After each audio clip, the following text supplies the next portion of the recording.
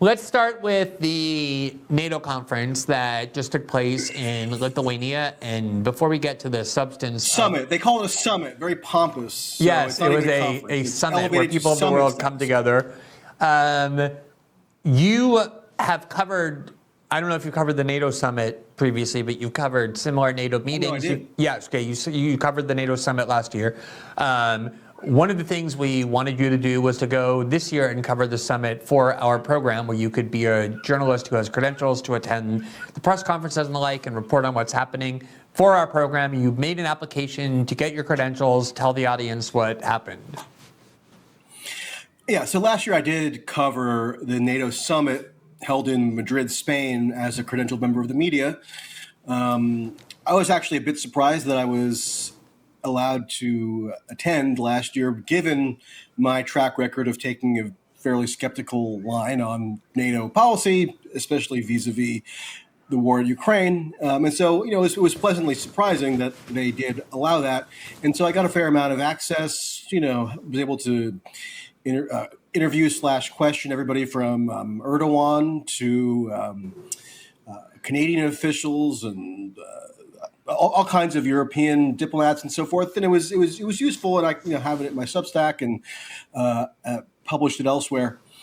And so the idea this year was that, given that your show launched last December, and I'm a fairly frequent guest, I might do some reports for your show on the NATO summit firsthand. So I had plans to travel to Lithuania, where the summit was held, and was going to be a correspondent of sorts. And then at the last minute, my application for the media accreditation process was rejected. And I was told by NATO specifically that no explanation would be provided.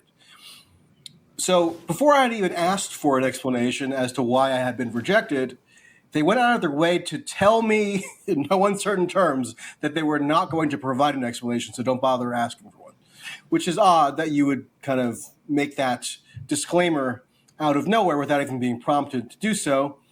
And now, can I say with absolute certainty that it was a function of my putting in the application that I was going to be operating, at least in part, as a correspondent for Glenn Greenwald's System Update show on Rumble? No, I can't say that was the decisive variable that led to the rejection, but I think it's probably a fair inference or a fair surmise that might have had something to do with it, because the accreditation process for media is actually run with the host country in conjunction with NATO. So Lithuanian authorities were participants in the accreditation process, to approve or deny certain media.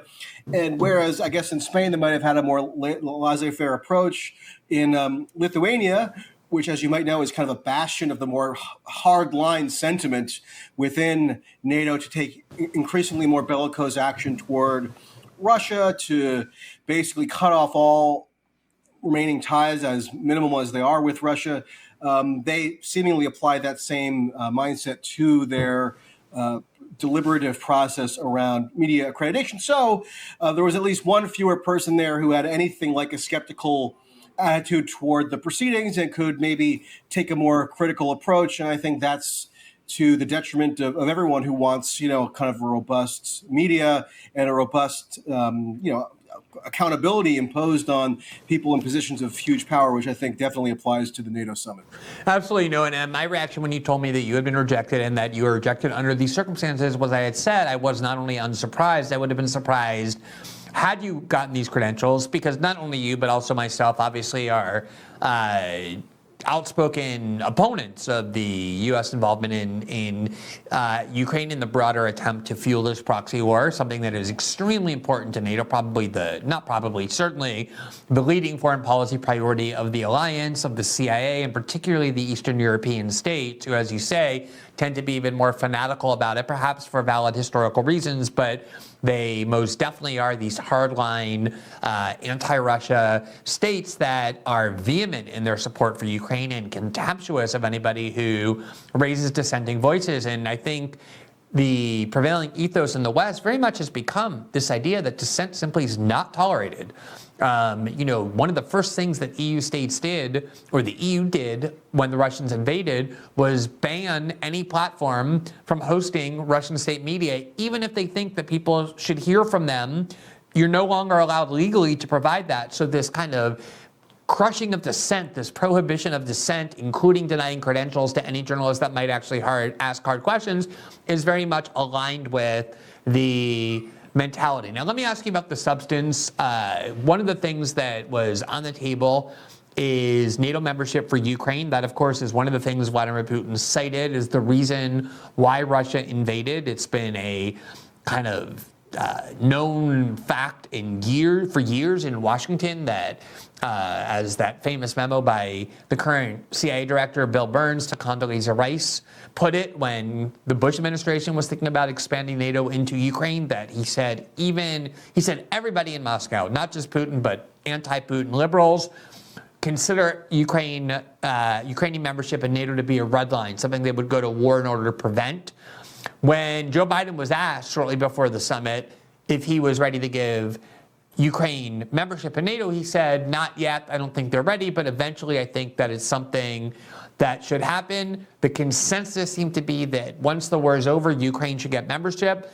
You've made the point, though, that in a lot of ways it almost is like a technicality, that in reality NATO has already subsumed or absorbed Ukraine. So what is your view on NATO membership, and why do you think that in a de facto way NATO has already swallowed up Ukraine? Yeah, Newsweek actually asked me to write a piece exactly on this that came out a couple days ago, so people can look that up if they're interested in further detail. But the short of it is, whether or not Ukraine ascends to formal NATO membership status now is almost a red herring. It's almost a way in which the Biden administration in particular can say, oh, we're taking a moderate, measured approach in contrast with let's say some of these more hardline Eastern European states, whether it's the Baltics or Poland, who want immediate instatement of Ukraine as a full-fledged formal member. Because bear in mind, one of the benefits that comes with full-fledged NATO membership is that there's this collective security guarantee that kicks in, whereby countries are treaty-bound, in theory, to come to the defense of any country that's attacked that's a member of the alliance, right? But never is it spelled out exactly how that is supposed to work, or like what precise obligations are operative that are applicable to the NATO member states in the event of some country being attacked. So the only time this was invoked was after 9/11 on behalf of the United States, when NATO did initiate Article 5 proceedings. And then all that led to, for a lot of countries, was sending a handful of maybe advisors or whatever to Afghanistan for this kind of NATO subsidiary mission in the Afghanistan war. So it very easily could be the case that Ukraine is already receiving what would effectively be the benefits of full-fledged NATO membership, given the incredibly expansive weapons funneling operation and combat operation participation that NATO in the U.S. are already engaged in Ukraine. So it's a bit of a distraction or a deflection, because in the aftermath of this summit, what you're seeing people say is, the NATO betrayed Ukraine because it was dangling membership over their heads and then pulled it away. Whereas in reality, if you read the communique that they put out, and if you look at the substance of what was actually offered to Ukraine in terms of increasing the incorporation of Ukraine into the structures of NATO, Ukraine is even more absorbed by NATO than it's ever been. It's historically far more integrated into the infrastructure of NATO than it's ever been. So, in other words, as you mentioned, the process that Vladimir Putin cited as a precipitating factor for why he claimed that he launched the invasion in the first place, that process has drastically accelerated with or without NATO conferring formal membership status. And so the bottom line is that the formality of the membership bestowal is kind of a moot point, because more and more, what is being done is that Ukraine is being gradually integrated, drastically more than could have been conceived 2 years ago, into the firmament of NATO. And that's really the trend that's underway. And I want to ask, dismiss that as not amounting to full membership status, therefore that's a betrayal. It's a misunderstanding of what the substance was that was actually offered and what's underway in terms of integrating NATO into the security architecture.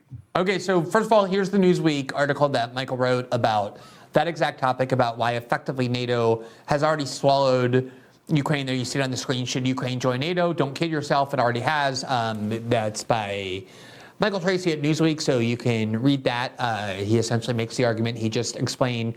Here, I wanted to ask you something, Michael, about the kind of psychology of this war in the West in particular. I recall in the first couple of weeks, I wrote a couple of articles and made a couple of videos, and I could see a lot of this coming, where the energy and the emotion was of such intensity when the Russians invaded. The kind of reaction was so visceral across the entire West. Even if you go and look at the people who ultimately came to be skeptical of the war, voted even no on the authorization in those first few days, the things they were saying were so homogenized that you could just anticipate that this war was going to be very difficult to wind down ever without defeating the Russians, because the rhetoric was so maximalist about the moral component of this war.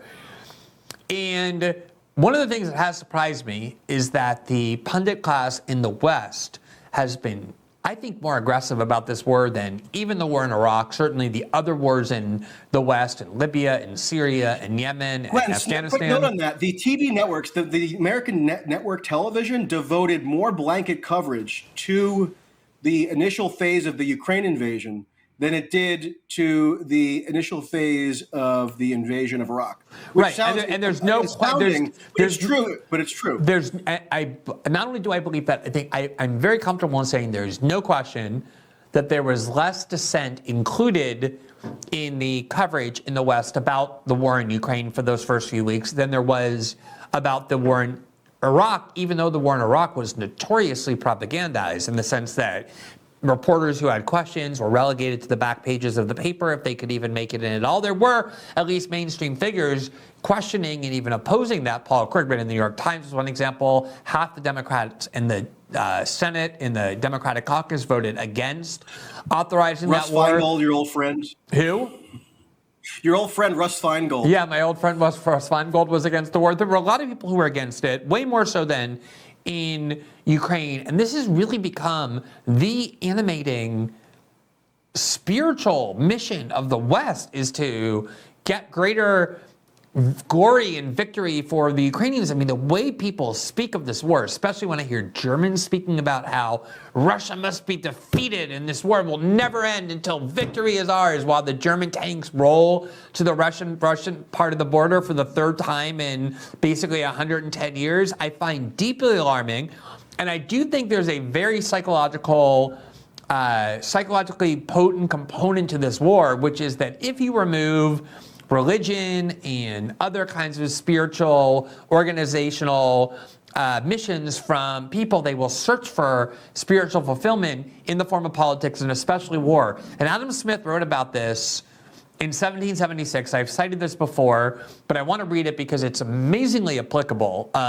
It was in The Wealth of Nations, and this is what he wrote about the dangers of people cheering war, especially when their country or they themselves don't have to fight in the actual battles. He wrote, quote, "In great empires, the people who live in the capital and in the provinces remote from the scene of action feel, many of them, scarce any inconveniency from the war, but enjoy at their ease the amusement of reading in the newspaper the exploits of their own fleets and armies. To them, this amusement compensates for the small difference between the taxes which they pay on account of the war and those which they have been accustomed to pay in time of peace. They are commonly dissatisfied with the return of peace. Which puts an end to their amusement and to 1,000 visionary hopes of conquest and national glory from a longer continuance of the war." And if you look at the way in which Western pundits and the British are particularly pathological about this, they love nothing more than to don their Churchill voice and talk about the glories of war. There's not only is there no dissent over this war, there's no intention or desire to see it end diplomatically. There's no pressure at all, not at all, to talk about how this war can end. I just want to, along those lines, show you this video of Jamie Dimon, who is the insanely wealthy head of JP Morgan. He was President Obama's favorite banker. Here he was talking Isn't he toying about with running for president?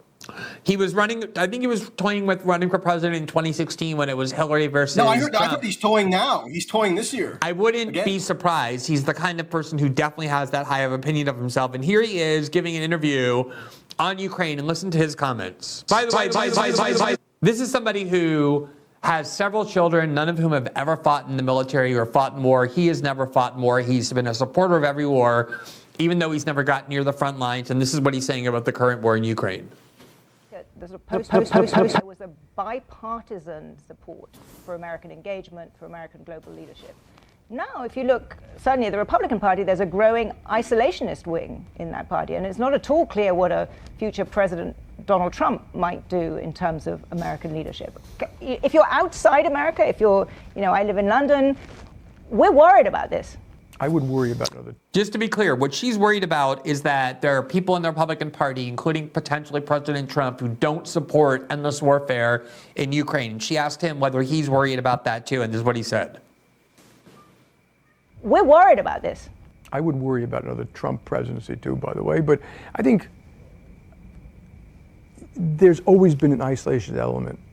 It took a lot to get us to World War I. It took a lot to get us to World War II. But I think if you go to Washington, D.C., when it comes to Ukraine, it's been pretty tight. Republicans and Democrats. So when it was needed, it was there. And I think the other thing we have to explain to the American public is we're doing it for America. So of course you have America first, meaning, can you imagine someone running for president saying America second? But we're doing this for America. If America gets isolated, if autocratic nations kind of cherry pick the world in security and food and economics and development finance, the Chinese are all over Latin America, which they are, in Africa, we're not there. That's a huge mistake for America. So the America should be doing this for itself. We have to explain to the American public. So he's not wrong that at the end of the day, the Republican and Democratic parties always come together and provide whatever support is needed, even when there's growing anti-war sentiment in one of the parties that there is now, as he points out, in the Republican Party. But what do you think about this psychological aspect that this is providing such an important sense of purpose and strength to a Western culture that otherwise lacks it?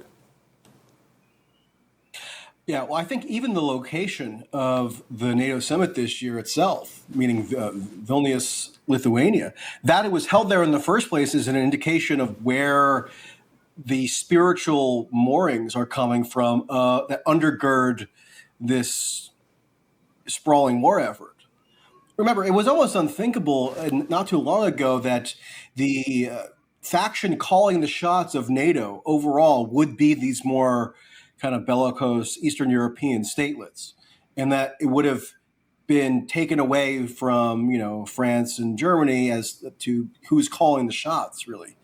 But now the members of NATO are very explicit often that they are happy to transfer over kind of the spiritual leadership of NATO to these Eastern European states, and Poland in particular, which is becoming perhaps the most strong military or most well-equipped and most heavily resourced military in NATO overall, in Europe anyway. And so, yeah, that just tells you what kind of a transformation has been happening. Emmanuel Macron, the president of France, a month or two ago, gave a speech in Prague where he said that Europe is making up for its past historical wrongs, or the past historical injustices that it's inflicted upon Eastern Europe, by kind of conceding this sort of quasi-leadership spiritualistic status to the Eastern European flank of NATO, and handing itself over to their prerogatives as to how to handle a conflict like Ukraine. And I think that kind of gives Europe, part of the European establishment, the security establishment anyway, this sort of sense of historical correction that they're undertaking by taking on this far more belligerent attitude toward Ukraine. And going to what Jamie Dimon said, think of how just genuinely repugnant that is to totally neglect the actual real world impact of what this policy has done, which is produce, the estimates vary, but at the very least, what we can say is there have been tens of thousands. And sorry, there's mayhem going on outside my window at the moment. I have no air conditioning, so I'm sweating like a pig at the moment. With the windows open. But at the very least, what we know is that there have been tens of thousands of, 20-something Ukrainians and Russians that have been conscripted by their respective governments to just be obliterated on the killing fields of the Donbass. And to Jamie Dimon, that's something that's just great for the American national interest, and we should, press forward with no regard for the human toll of that insanity. I mean, it's genuine barbarism to look at that level of death among your most kind of potentially well-resourced, your most precious assets, which are people in the prime of their lives, being shipped off to just kill each other in like World War I style trench warfare. And Jamie Dimon looks at that as some like sign of optimism as to what America can gain out of this conflict. Yeah, I mean, it shows that they've supplanted any genuine sense of the suffering that's being wrought by this with this abstraction of whose interests can be advanced. Well, if your interests are advanced by that level of death and destruction, then maybe you ought to recalibrate what your interests even consist of in the first place. Thanks for watching this clip from System Update, our live show that airs every Monday through Friday at 7 p.m. Eastern exclusively on Rumble. You can catch the full nightly shows live or view the backlog of episodes for free on our Rumble page. You can also find full episodes the morning after they air across all major podcasting platforms, including Spotify and Apple. All the information you need is linked below. We hope to see you there.